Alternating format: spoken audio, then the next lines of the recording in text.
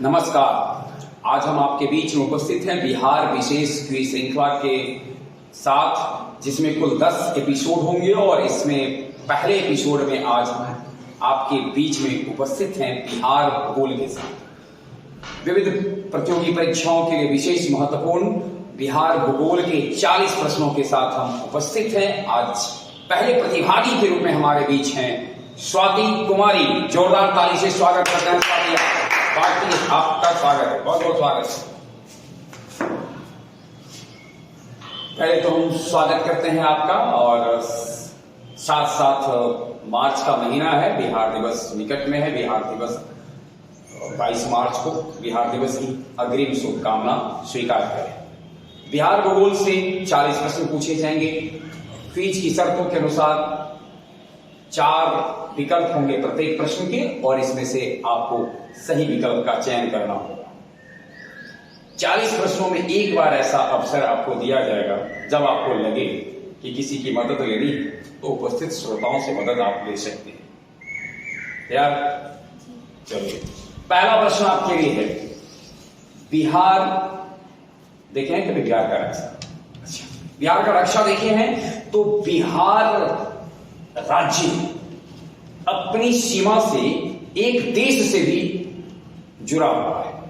आपको बताना है बिहार की सीमा किस देश से जुड़ी हुई है। Option A Bangladesh, B Nepal, C Myanmar, D इनमें से सभी।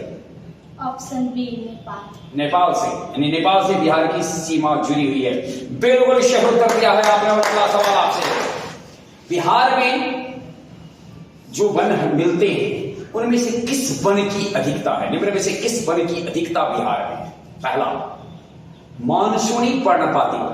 पर्णपाती वन समझते हैं? वो ऐसे वन जो किसी सीजन में जिसके वृक्ष के पत्ते गिर जाते हैं, पत्ता का गिर जाना। पर्णपाती, पर्ण मतलब पत्ता, पाती मतलब गिरना। तो मानसूनी पर्णपाती वन, ज्वारीय वन, पर्णपाती वन, शुष्क पर्णपाती वन। कौन सा वन सर्वाधिक मात्रा में बिहार में मिलते हैं? ऑप्शन ए मानसूनी पर्णपाती वन। मानसून से पहले पत्ते का गिर जाने वाला वन अधिक मिलता है बिहार में। सही उत्तर दिया आपने। बिहार में मानसूनी पर्णपाती वन की प्रधानता है। अगला सवाल आपसे, बिहार का कौन सा जिला सर्वाधिक वर्षा वाला जिला है? अररिया, कटिहार, पूर्णिया, किशनगंज। किशनगंज। किशनगंज सर्वाधिक वर्षा वाला है और आपने सही उत्तर दिया है। अगला सवाल आपसे, उत्तर से दक्षिण बिहार की लंबाई कितनी है? 483 kilometre, 345 kilometre, 605 kilometre, 405 kilometre, 345 kilometre. बिल्कुल सही उत्तर दिया है आपने। और अगला सवाल आपसे है, जनगणना 2011 जब हुआ, उस समय प्रति 1000 पुरुष पर लिंगानुपात के, यानी लिंगानुपात समझते हैं 1000 पुरुषों पर कितनी महिलाएं थी? लिंगानुपात क्या था? Option A 933, 927, 921, 918। 918 is the right answer. और आपके लिए अगला सवाल, बगैर देर किए अगला सवाल, भारत में पैराइट सबसे ज्यादा किस राज्य में मिलता है? राजस्थान, उड़ीसा, झारखंड, बिहार। देखिए, बिहार खनिज संपदा से बहुत संपन्न होते हुए भी पैराइट का सबसे अधिक उत्पादन करने वाला राज्य है। बिल्कुल सही उत्तर आपने दिया है। 10 अंक आपको मिलते हैं। बिहार का शोक किस नदी को कहा जाता है? वो बिहार में इतनी तबाही मचाता है कि उसे बिहार के शोक के नाम से जानते हैं। बिहार का शोक किस नदी को कहा जाता है? कर्मनाशा, गंडक, गंगा, कोसी। सही उत्तर दिया है आपने। कोसी को कहा जाता है बिहार का शोक। बिहार का सर्वाधिक गर्म जिला कौन सा है? सर्वाधिक गर्म जिला बिहार का गया, नवादा, जहानाबाद, पटना। गया। सही उत्तर है आपका। और आपको हम इस जानकारी दें कि बिहार का न सिर्फ सबसे अधिक गर्म जिला है वरन वो सबसे अधिक ठंडा जिला भी है। तो बिहार में, अगला सवाल आपसे है, बिहार में सर्वाधिक भूभाग में कौन सी मिट्टी पाई जाती है? निम्न में से कौन सी मिट्टी है जो सर्वाधिक भूभाग में पाई जाती है? दोमट मिट्टी, बलुई मिट्टी, काली मिट्टी, बलसुंदरी मिट्टी। दोमट मिट्टी। दोमट मिट्टी, दोमट मिट्टी बिल्कुल सही कर दिया है आपने। बिहार में सर्वाधिक क्षेत्रफल में पाई जाने वाली मिट्टी है दोमट मिट्टी। अगला सवाल आपसे है, बिहार में एक वन अभ्यारण्य है, वाल्मीकि वन अभ्यारण्य, नाम सुने हैं? आपको बताना यह है वाल्मीकि वन अभ्यारण्य किस जिला में? पूर्वी चंपारण, पश्चिमी चंपारण, मधुबनी, गया। पश्चिमी चंपारण। पश्चिमी चंपारण कंफर्म है? सही ही उत्तर दिया है आपने, पश्चिमी चंपारण में। और अगला सवाल आपसे है, बिहार की सीमा कितने राज्यों से टच होती है? बिहार की सीमा कितने राज्यों से टच होती है? यानी जब हम बिहार को देखेंगे नक्शे, बिहार के नक्शा को, तो भारत के किन किन राज्यों से, कितने राज्यों से बिहार की सीमाएं टच करती है? Option A 3, option B 5, option C 4, option D 6। 3 confirm? चलिए बिल्कुल सही, इतना सही कर दिया है। 3 राज्य बता सकते हो जिन राज्यों से उसकी सीमाएं टच होती है? मैं आपको बता देता हूं, झारखंड से, उत्तर प्रदेश से और पश्चिम बंगाल से। उत्तर प्रदेश से, झारखंड से और पश्चिम बंगाल से। पश्चिम बंगाल से पूर्व में, दक्षिण में झारखंड से और पश्चिम में उत्तर प्रदेश से बिहार अपनी सीमाओं का निर्माण करता है। वही उत्तर में नेपाल से यह अंतरराष्ट्रीय सीमा का निर्माण करता है। अगला सवाल आपसे है, बिहार की औसत ऊंचाई समुद्र तल से कितनी है? 180 feet, 175 feet, 173 feet, 170 feet. 173 feet. 173 feet औसत ऊंचाई है, करेक्ट आंसर है।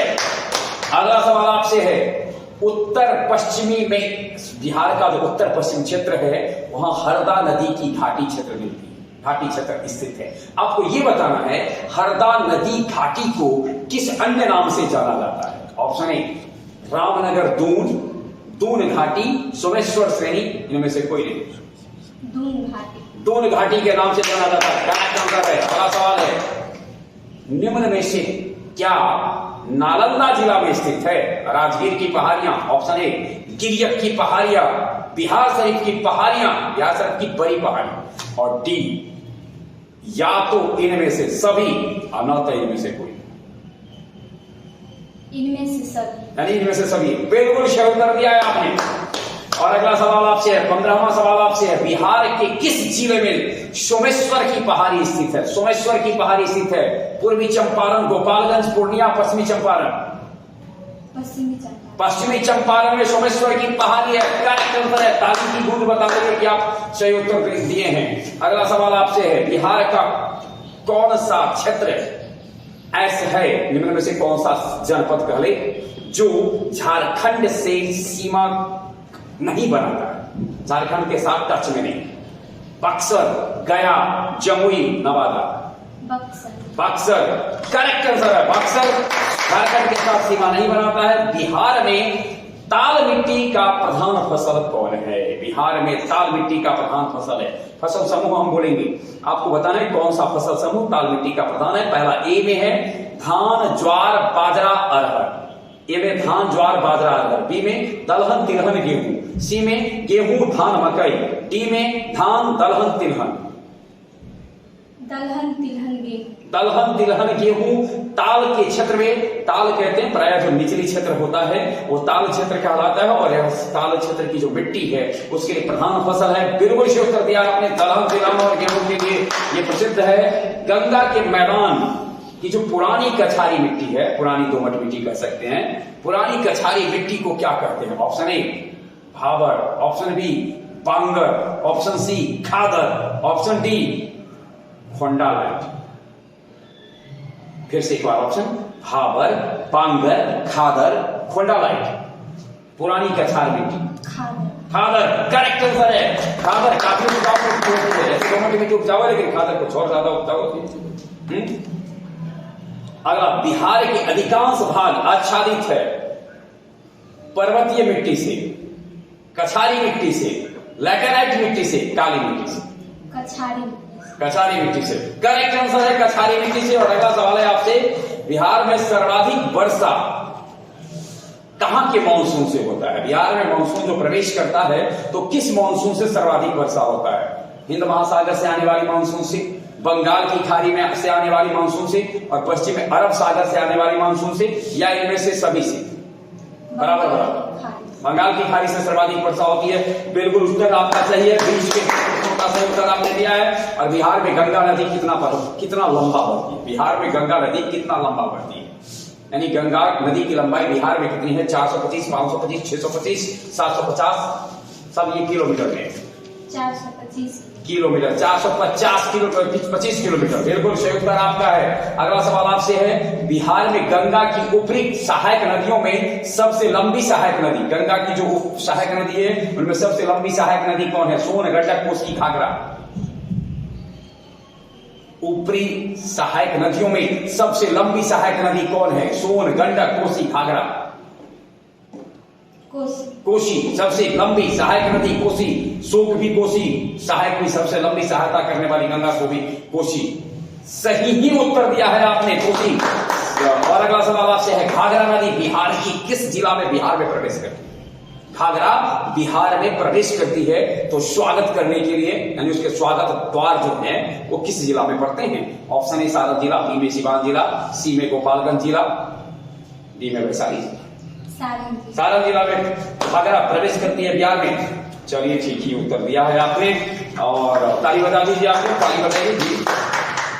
बिहार के किस जिले में काकोलत जलप्रपात है? जलप्रपात समझते हैं, जहां ऊंचाई से जल नीचे गिरता है, जल का प्रपात होना, गिरना जलप्रपात कहलाता है।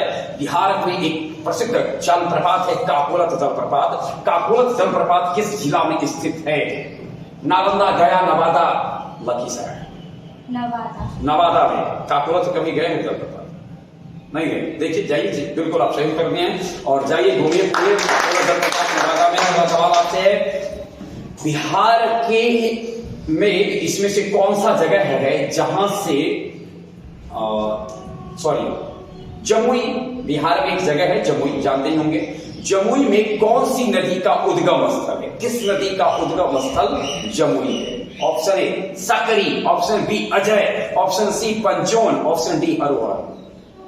Option B Ajay. Ajay correct answer है। बिना देर किए मैं आपको जय कर दूं, और आप सही उत्तर दिए हैं। फल्गु नदी के किनारे कौन सा पर्यटन स्थल स्थित है? फल्गु के किनारे राजगीर, वैशाली, बोधगया, पावापुरी।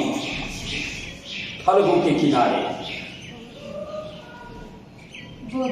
बोध गया। बिल्कुल फल्गु की खास विशेषता होती है, कहते हैं लोग कि आप अगर आप वहां चल रहे हैं, आपको रेत पर आप पैर डाले चल रहे हैं, प्यास लगे, थोड़ा सा मिट्टी को खोद दो, उसमें पानी आ जाता है, बड़ा मीठा पानी। ये फल्गु की विशेषता है। फल्गु को पार करके भगवान बुद्ध गया पहुंचे थे, और उसके बाद उन्होंने वहां उनको ज्ञान की प्राप्ति हुई थी। अगला सवाल आपसे है, सोमेश्वर की पहाड़ी से निकलने वाली नदी है बूढ़ी गंडक, कोसी, कमला, बागमती। इनमें से कौन जो नदी जिसका जिक्र हमने किया, इनमें से कौन सी नदी है सोमेश्वर के पहाड़ी से निकलती है? फिर से ऑप्शन, बूढ़ी गंडक, कोसी, कमला, बागमती। बूढ़ी गंडक सोमेश्वर के पहाड़ी से निकलती है। बहुत सही उत्तर दिया है आपने। और आपका गृह जिला कौन सा? किस जिला की हैं आप? समस्तीपुर जिला की है। समस्तीपुर शहर समस्तीपुर जो है वो इसी के किनारे स्थित है। अगला सवाल आपसे है, बिहार में किस नदी को सदा नीरा कहकर के संबोधित किया गया है? गंडक, बूढ़ी गंडक, गंगा, इनमें से कोई नहीं। Gandak is the right answer, सही उत्तर है। अगला सवाल है, एक नहर है त्रिवेणी। त्रिवेणी नहर को किस नदी का पानी मिलता है? त्रिवेणी नहर को किस नदी का पानी मिलता है? नहर बनाए जाते हैं, नहरों से सिंचाई होती है ना, खेतों में पानी उपलब्ध कराने के लिए नदी से नहर निकाले जाते हैं। तो नदी तो चाहिए नहर को पानी देने के लिए। त्रिवेणी नहर को कौन सी नदी है जो अपना पानी देती है? सोन, कोसी, गंडक, इनमें से कोई नहीं। गंडक। गंडक दे दिया, बिल्कुल सही उत्तर दिया है आपने। और अगला सवाल आपसे है कि प्रसिद्ध योजना कोसी परियोजना, कोसी परियोजना बनकर कब तैयार हुआ ये बताना है। बनना कब से शुरू हुआ ये नहीं बताना है। कोसी परियोजना बनकर तैयार कब से हुआ? 1950, 1955, 1960, 1965? 1965। सही उत्तर है 1965 से। और अगला सवाल आपसे है बिहार की सबसे प्राचीन नहर प्रणाली वाली नदी जो स्वतंत्रता काल से पहले से ही है, नहीं स्वतंत्रता पूर्व बिहार में कौन सी नहर प्रणाली विकसित हो गई थी? सोन नहर प्रणाली, गंडक नहर प्रणाली, कमला नहर प्रणाली, सकरी नहर प्रणाली?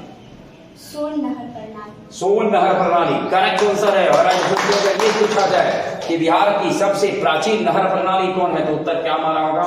सोन नहर प्रणाली। अगला सवाल आप सबसे है निम्न में से कौन खरीफ फसल है? निम्न में से कौन खरीफ फसल है? सरसों, चना, धान, जौ? धान। सरसों, चना, धान, जौ में से कौन है खरीफ? धान। करेक्ट आंसर है धान खरीफ फसल है बिहार के दृष्टिकोण से। और अगला सवाल आपसे है बिहार में जूट प्रमुखता से किस क्षेत्र में उगता है? जूट किस क्षेत्र में? उत्तरी पूर्वी मैदानी क्षेत्र में, उत्तरी पश्चिमी मैदानी क्षेत्र में, दक्षिणी पूर्वी मैदानी क्षेत्र में, दक्षिणी पश्चिमी मैदानी क्षेत्र में? उत्तरी पूर्वी मैदानी क्षेत्र।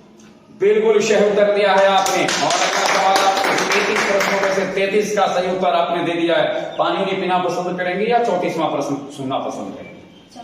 34वां सुन लीजिए। बिहार में कहां जूट का सर्वाधिक उत्पादन होता है? पटना और नालंदा, बी पूर्णिया और कटिहार, दरभंगा और सहरसा, मुजफ्फरपुर और मोतिहारी? जूट उत्पादन में सबसे प्रसिद्ध क्षेत्र है। फिर से ऑप्शन पटना, नालंदा, पूर्णिया, कटिहार, दरभंगा, सहरसा, मुजफ्फरपुर, मोतिहारी? पूर्णिया और कटिहार जूट उत्पादन के लिए प्रसिद्ध है। बिल्कुल सही उत्तर दिया है। अगला सवाल आपसे है बिहार में महत्वपूर्ण कृषि आधारित उद्योग है, यानी कौन सा उद्योग है जो कृषि उसके लिए कच्चा माल देता है और बिहार के दृष्टिकोण से महत्वपूर्ण है? जूट उद्योग, चीनी उद्योग, चाय उद्योग, इनमें से सभी? इनमें से सभी। इन सब के लिए बिहार में कृषि कच्चा माल मिल जाता है। करेक्ट आंसर है। और अगला सवाल आपसे है हाजीपुर सुने हैं ना आप जी, पड़ोस में ही है। हाजीपुर किस लिए, निम्न में से किसके लिए प्रसिद्ध है? तेल परिसंस्करण के लिए, कृषि कार्य के लिए, चमड़ा उद्योग के लिए और फल परिसंस्करण के लिए? फल परिसंस्करण। फल परिसंस्करण के लिए। बिल्कुल सही उत्तर दिया है आपने। हाजीपुर जाइए तो जरूर देखिए, है ना। और अगला है बिहार में शहरी आबादी लगभग, ये जो आंकड़े हैं वो 2011 के अनुसार है। शहरी आबादी कितना प्रतिशत है? 15.96, 12.25%, 10.55%, 10.46%? 10.46%। बिल्कुल सही उत्तर दिया। लगभग 11% हम लोग ये भी कह सकते हैं कि लगभग 11% लोग शहरी हैं, बाकी 89% ग्रामीण है। बिहार शिक्षा परियोजना किसकी भागीदारी से शुरू की गई है? बिहार शिक्षा परियोजना निम्न में से किसकी भागीदारी से शुरू है? केंद्रीय सरकार से, राज्य सरकार से, आसियान से, यूनिसेफ से? करेक्ट आंसर है यूनिसेफ से। और अगला सवाल आपसे है धारवाड़ समूह की चट्टानें चट्टानें पाई जाती है, यानी किस क्षेत्र में बिहार में धारवाड़ समूह की चट्टान पाई जाती है? ऑप्शन ए बिहार के उत्तर पूर्वी भाग में, बिहार के उत्तर पश्चिमी भाग में, बिहार के दक्षिण पूर्वी भाग में और बिहार के दक्षिणी पश्चिमी भाग में? धारवाड़ समूह की सादी चट्टान बिहार के उत्तर पूर्वी भाग में, बिहार के उत्तर पश्चिमी भाग में, बिहार के दक्षिणी पूर्वी भाग में, बिहार के दक्षिणी पश्चिमी भाग में? अगर आप मदद चाहेंगे तो एक काम हम कर सकते हैं, 4 ऑप्शन में से 2 ऑप्शन हटा दें।